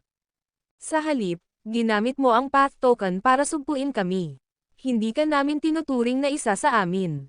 You're not qualified to interfere with our affairs, ang ipatugtog mo ang aming Chaos Bell ay isang malaking pagkakasala at kahihiyan sa amin. Kahit na ikaw ang hari ng digmaan ng imperyo ng Jademora, may utang ka pa rin sa amin ng isang makatwirang paliwanag. Kung hindi, palibutan natin ang gininto ang palasyo at humingi ng paliwanag kina Rebella at Truett. Ang iba pang matataas na miyembro ay agad na umalangaw-ngaw sa kanya, ang kanilang mga tono ay puno ng katwiran at galit. Para bang nalampasan ni Wyatt ang kanilang bottom line, na naging determinado silang manatiling magkaaway sa kanya magpakailanman. Ang video na ito ay edited by Urban Storytelling. Kabanata 7476. Sa pagtingin sa karamihan ng mga matataas na miyembro ng Dooms na nanunuya sa kanya, ang katahimikan ni Wyatt ay nabasag sa isang galit na tawa. Itinaas ang kanyang kamay, isang bone warlight ang naging isang multo na kamay, na pagkatapos ay hinawakan ang leeg ng matanda, itinaas siya sa hangin. Nagulantang ang grupo ng mga matataas na miyembro sa panoorin. Maging ang grupo ni James ay nagpakita ng pagtataka. Wyatt, ikaw, ubo. Ang matandang lalaki ay nahirapang magsalita, ikaw ay. Pinutol siya ni Wyatt, ikaw ang huling senior elder sa loob ng Dooms. Palagi kitang iginagalang, ngunit hindi iyon nagbibigay sa iyo ng karapatang pagsamantalahan ito at kumilos ng mayabang. Wyatt's tone turned icy, I've never seek unreasonable benefits for the Dooms. Pero hindi ko malilimutan na minsan lang kami ng grupo ng mga langgam na nakikibaka sa isang maliit na eroplano sa loob ng Dark World. Noon, akala namin nagtagumpay kami sa pagiging isa sa nangungunang 10 karera. Napunta ang kanyang tingin sa matataas na miyembro nang itinaas niya ang kanyang boses. Inilabas kami ni James sa maliit na lugar na iyon at ipinakita sa amin ang kalawakan ng Dark World. Nakipaglaban siya sa mga extraterrestrial demons, nasakop ang 4 na sinaunang lahi, at namatay sa pakikipaglaban kay Ziel. Himala, nabuhay siya sa panahon ng labanan ng Greater Realms. Nang inig ang kapulungan sa kanyang pagsasalaysay. Sumigaw si Wyatt, kung wala si James, ang Dooms ay wala. Walang Jade Mora Empire, at hindi rin natin makakamit kung ano ang mayroon tayo ngayon. Ikaw, tinuro ni Wyatt ang mga matataas na miyembro. Lahat ng iyong kaluwalhatian, mapagkukunan ng pagtatanim, at katayuan ay salamat kay Emperor Kaidan. Dumagundong sa pandinig ng lahat ang kanyang mga salita, na hindi makapagsalita, ang ilan ay yumuko pa sa kanilang mga ulo sa pagkakasala. Pagkaraan ng ilang sandali, dahan-daw ang itinaas ni Wyatt ang kanyang ulo upang tingnan si Balochi, na nakabitin sa kanyang phantom grip. Maaaring ikaw ay isang senior elder na may mataas na katayuan at kapansin-pansing mga tagumpay gayunpaman, huwag kalimutan na ako ang pinuno ng Dooms, na hinirang ni Emperor Kaidan. Tumaas ang boses ni Wyatt, halos sumisigaw. Napakunot ang noo ng matataas na miyembro, napahiya sa kanyang mga sinabi. Umungol si Wyatt, lahat ng mayroon ka at ako ay nagmula kay Emperor Kaidan. Dahil ito ay mula sa kanya, ito ay kumakatawan sa pinakamataas na batas sa Greater Realms. Ang sinumang maglakas loob na lumabag dito ay magiging aking kaaway, gayon din ang kaaway ng Jade Mora Empire, ang Greater Realms, at ang Mortal Emperor mismo. Anuman ang katayuan ng isang tao, ang mga lumalabag sa batas na ito ay papatayin. Dahil doon, hinigpitan ng multo na kamay ang hawak nito, kaagad. Binasag ang leeg ni Balochi. Ang kanyang gininto ang katawan ay bumagsak sa susunod na sandali, tumalsik ang mga laman at dugo, na nakakasindak sa natitirang matataas na miyembro. Ang lakas ng loob mong patayin ang tiyuhin ko, bastard ka. Isang magandang figure ang sumigaw ng hysterically mula sa pasukan ng bulwagan, nagmamadaling lumapit sa kanya. Akmang aakyat na siya sa entablado, kumaway si Wyatt ng kamay. Pagkatok sa kanya, lumuwa siya ng isang bibig ng dugo, tinitigan si Wyatt na hindi makapaniwala. Si Jaime, na nakatayo sa likuran ni James, ay bamulong, si Yemima iyon. Kung hindi man niya mapigilan si Wyatt, dapat talagang seryoso siya. Ang video na ito ay edited by Urban Storytelling. Kabanata 7477. Natigilan si James nang marinig muli ang pangalan nito. Tumingin siya sa direksyon nito at pinagmasdan ang magandang babae na nahihirapang umakyat. Ngunit, bukod sa hitsura nito, ang lahat sa kanya ay ibang-iba sa babaeng nakilala niya noon. Pabiga-biglang sinabi ni Thea, ramdam ko ang kapangyarihan ni Waltraud sa loob niya. Tumanggaw si James bilang tugon. Nararamdaman niya na ibang-iba na si Yemima. Kahit na muling nagkatawang tao siya, imposibleng taglayin niya ang kapangyarihan ni Waltraud. Napaatras si Yemima at pinunasan ang dugo sa kanyang mga labi, galit na tinitigan si Wyatt. Asawa mo ako, Wyatt. Paano mo nagawang? Pinutol siya ni Wyatt, mabuti pang umalis ka na agad. Ito ang Doom Ancestral Palace. Ang Chaos Bell ay ginawa para ipatawag ang mga matataas na ranggo ng ating lahi, at hindi ka isa sa kanila. Sumigaw si Yemima, ikaw. Umalis ka rito, sigaw ni Wyatt, naghahandang umatake muli. Sumigaw si Yemima, bugbugin mo ako hanggang mamatay at patayin mo ang bata sa sinapupunan ko. Agad na natigilan si Wyatt sa paglalakad, gulat na nakatitig sa kanya.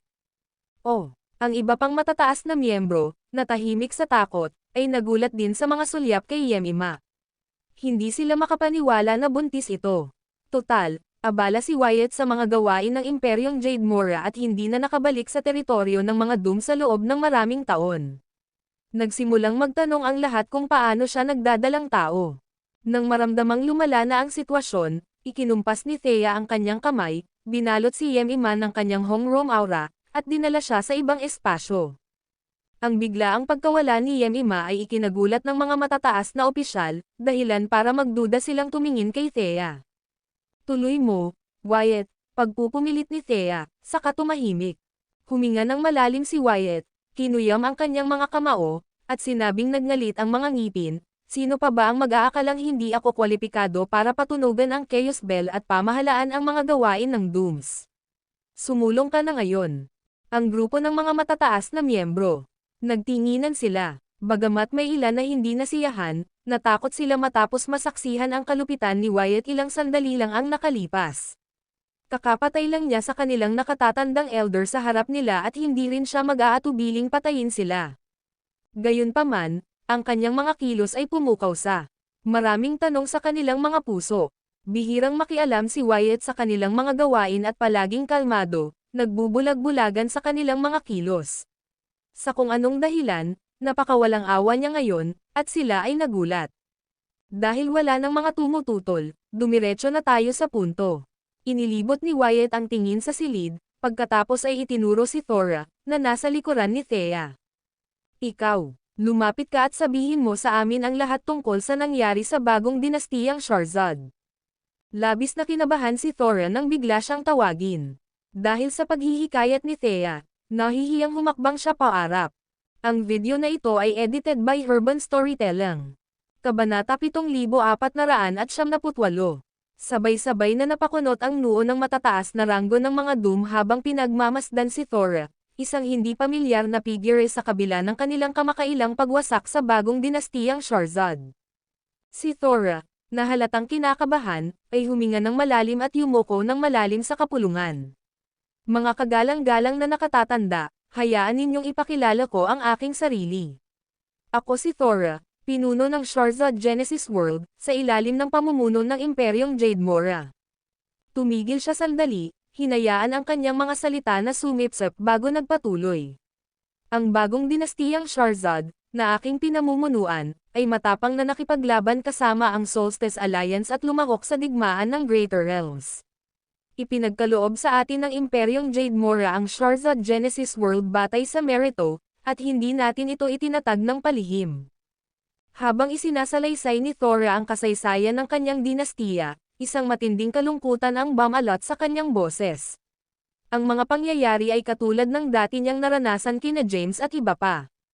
Inilarawan niya ang walang-awang pagsalakay ng hukbong kamatayan, ang kanilang walang-awang pagpatay sa kanyang mga tao, ang pandarambong sa mga likas na yaman, at ang pagkawasak ng lahat ng nasa kanilang landas, hanggang sa huling bulaklak at puno. Ang kanyang matingkad na pagsasalaysay ng mga kalupitan ay sinalubong ng malamig na katahimikan mula sa mga nakatataas na miyembro ng Dooms, na ang mga mukha ay walang ibang makikita kundi paghamak at pag-alipusta.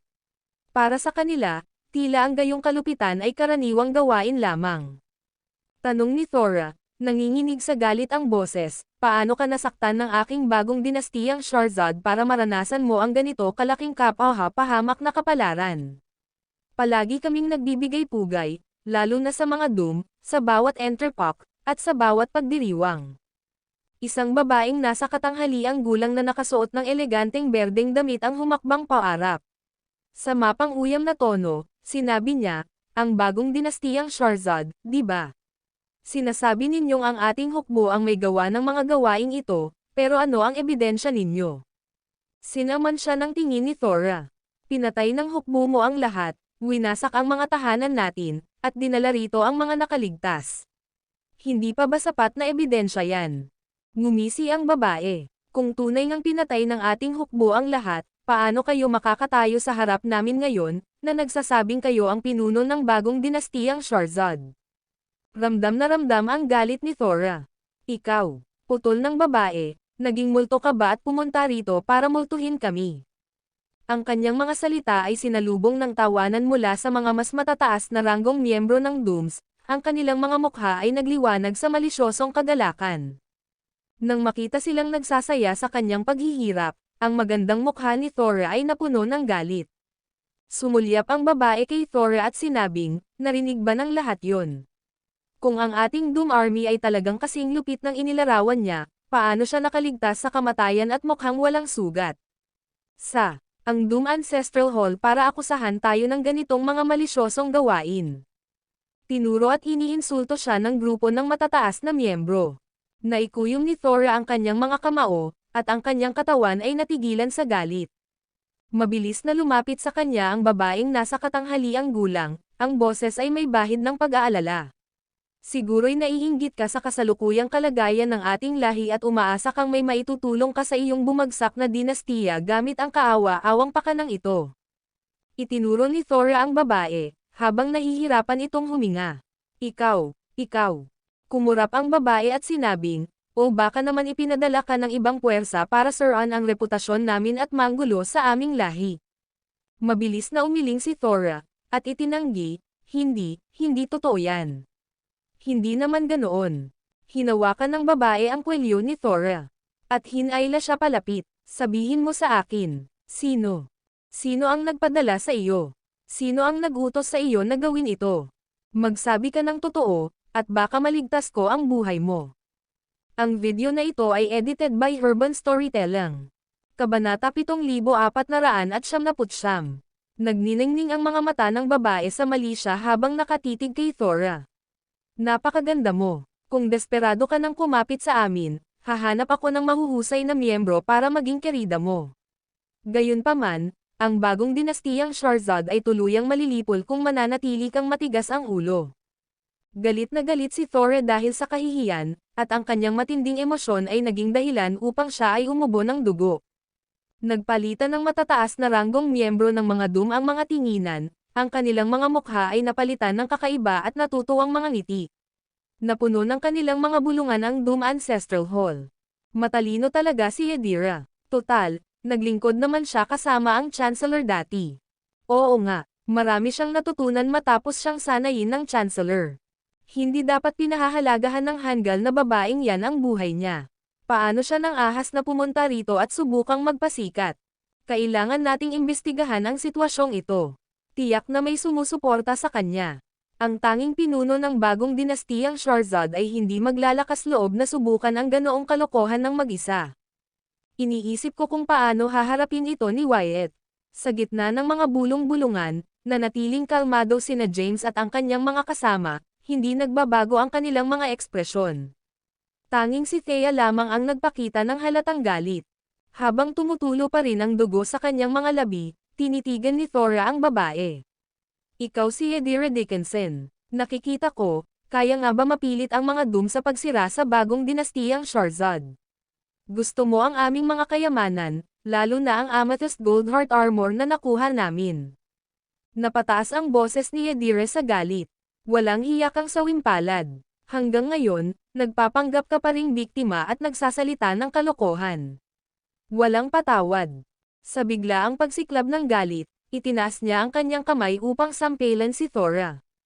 Gayunpaman, bago pa niya mailapat ang suntok, isang nagliliyab na pulang anino ang sumili at mabilis na sinalo ang kanyang kamay. Sandaling nagulat si Yadira, pagkatapos ay natagpuan ang sarili na nakatitig kay Thea, na hamarang para salubungin ang suntok. Agad na dumilim ang kanyang mukha sa galit. Sino ka para makialam? Sampal. Iwinagayway ni Thea ang kanyang kamay ng kasing bilis ng kidlat, isang malakas na sampal ang nagpabagsak kay Yadira sa lupa. Agad na bumaligtad ang bulwagan. Sumiklab ang kaguluhan habang ang mga miyembrong may mataas na ranggo, na nasisiyahan sa palabas, ay dali-daling humakbang paarap na may galit na ekspresyon. Nang akmang aatake na sila, sumigaw si Wyatt mula sa mataas na plataporma, dahilan para mapahinto sila. Kasabay nito, agad ding tumayo sina Yaretzi, Yusef, at Yani, at matalim na tinitigan ang mga matataas na miyembro ng Dooms ng may puot. Nawala na ang kanilang walang hiyang pag-uugali. Masyado na. Hindi lang nila sinira ang Genesis World para sa kanilang mga interes, kundi wala rin silang pakialam sa pinsalang dulot nila. Bukod pa riyan, sinusubukan pa nilang patayin ang nag-akusa sa kanila sa publiko. Si Yadira, na natambo sa gilid, ay napahawak sa namamagang pisngi nito at nagpumiglas na tumayo. Namula ang mukha niya sa galit. Ang lakas ng loob mong kumilos ng ganito kawalang hiya sa ating ancestral palace. Sa tingin mo ba ay madali tayong mabiktima? Pumutol ang malakas na boses ni Wyatt. Hindi pa ba sapat ang gulo na naidulot mo, Yadira? Ang video na ito ay edited by Urban Storytelling. Kabanata 7500. Napahawak si Yadira sa kanyang pisngi, ang kanyang mga mata ay nagliliyab sa galit habang nakatitig ng masama kay Wyatt.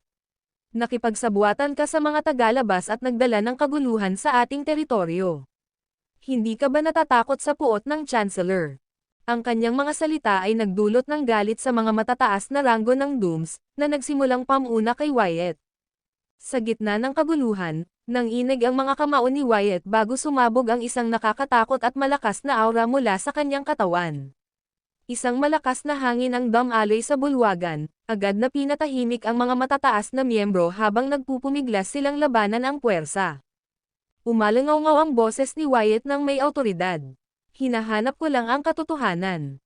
Talaga bang kasing lupit, kasing arrogant, kasing walang puso, at kasing bangis tayo ng sinasabi ng Greater Realms? Bilang pinuno ng Dooms, may karapatan akong malaman. Kahit nandito ang Chancellor, iimbestigahan ko pa rin ang bagay na ito. Puputulan ko ang sinumang maglalakas loob na kumilos sa loob ng ating banal na lupain. Sa isang mabilis na galaw, itinaas ni Wyatt ang kanyang kamay, at isang nakakatakot na liwanag ng espada ang lumabas. Pinalibutan nito ang matataas na ranggo ng mga Doom bago ibinaon ang sarili sa lupa sa pasukan ng bulwagan.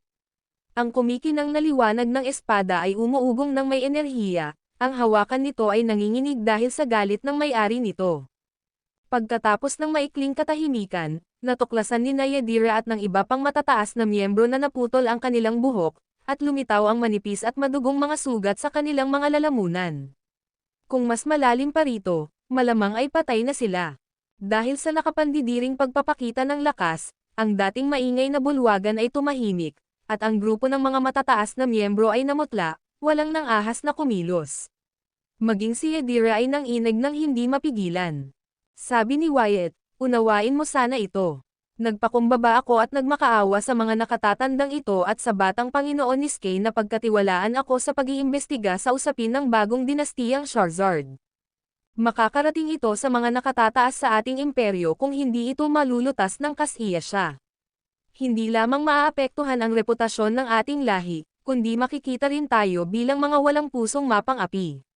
Sinisira nito ang mga prinsipyo ni Emperador Kaidan, at tayo ay magiging kaaway ng publiko.